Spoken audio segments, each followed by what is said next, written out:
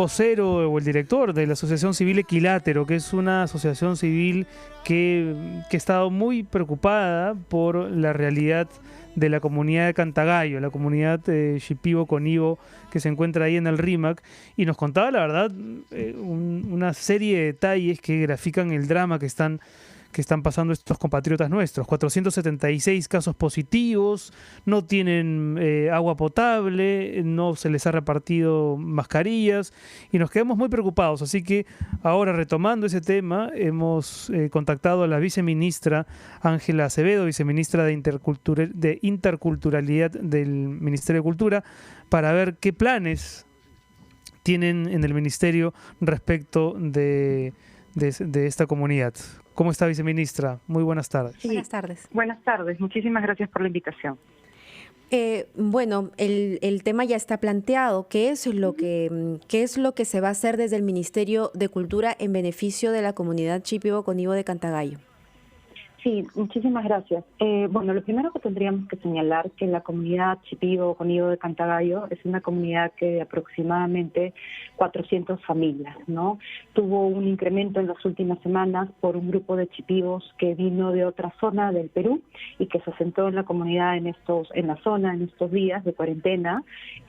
Nosotros como Ministerio de Cultura tuvimos una primera alerta hace un par de semanas en la zona por las coordinaciones con la comunidad, y se llevó en ese primer momento kits de alimento y mascarillas, y se hizo un primer descarte de pruebas a un grupo de comuneros, ¿no? Y se iba haciendo el seguimiento. Este fin de semana sucedió el trágico fallecimiento de 3 personas por coronavirus.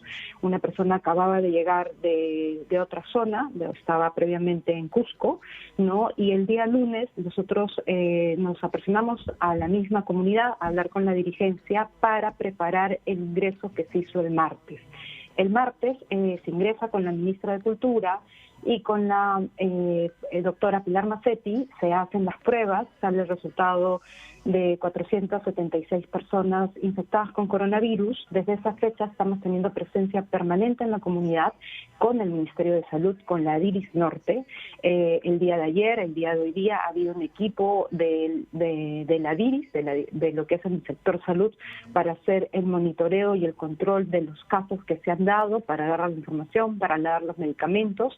Hoy día en la tarde hemos tenido una reunión con la DIRIS y con el Ministerio de Salud para ver las acciones inmediatas, ¿no? El día de mañana se está instalando una carpa con médicos, con un pequeño grupo de médicos y enfermeras para dar las atenciones en salud, ¿no? El día de ayer se ha ingresado más de 900 kits de alimentos para toda la población de la comunidad, ¿no? El día de mañana también se está haciendo una fumigación en la comunidad.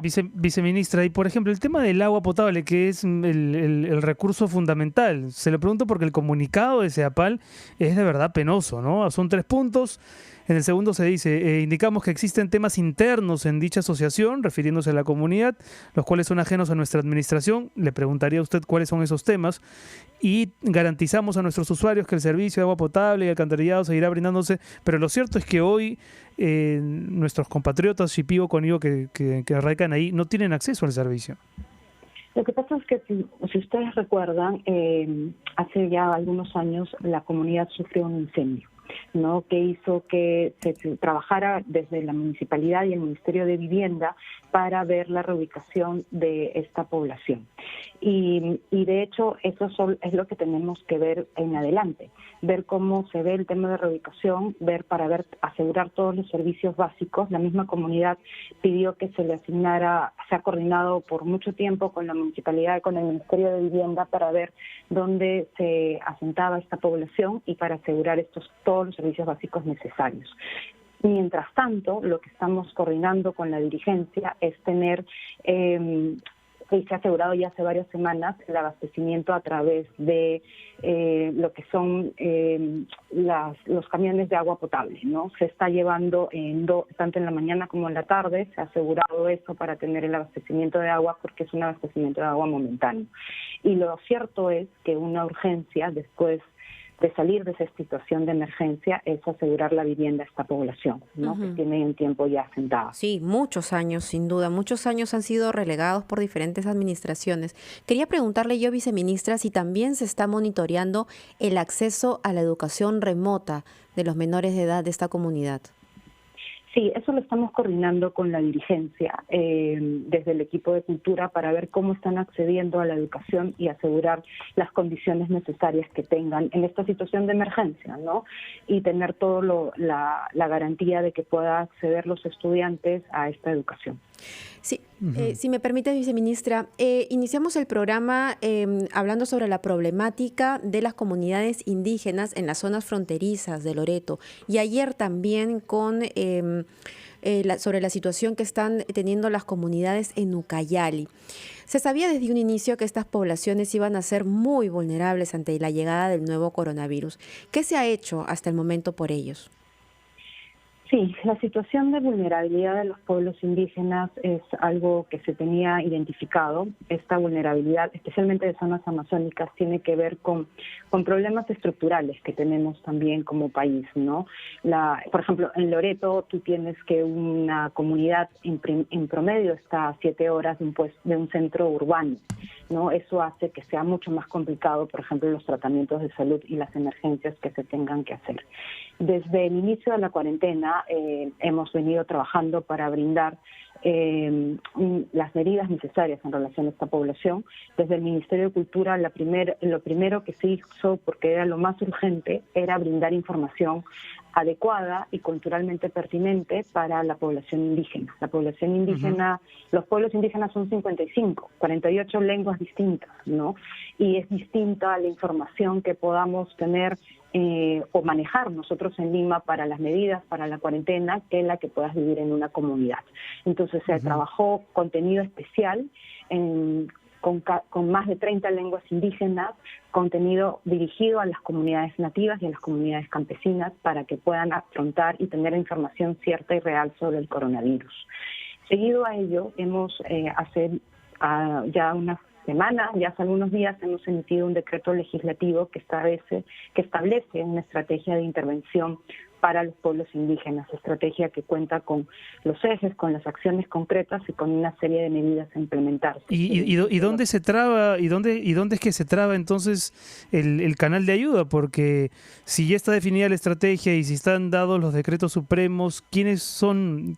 ¿Cuál es la unidad del Ejecutivo que tiene que materializarlo? Porque uno escucha los testimonios de la gente que está ahí o de la gente que está cerca a las comunidades o que tiene contacto con ellos, y estoy seguro que usted lo ha escuchado, viceministra, es terrible lo que se está viviendo ahí.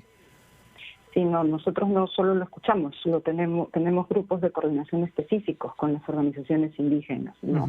Por ejemplo, en Loreto tenemos todo un sistema de monitoreo de alerta temprana coordinado con el Ministerio de Salud, con la DIRESA, ¿no? Para recoger los casos que se puedan ir dando o las alertas en salud, y se ha venido desarrollando los monitoreos específicos o las vigilancias epidemiológicas cada vez que ha habido una alerta, ¿no?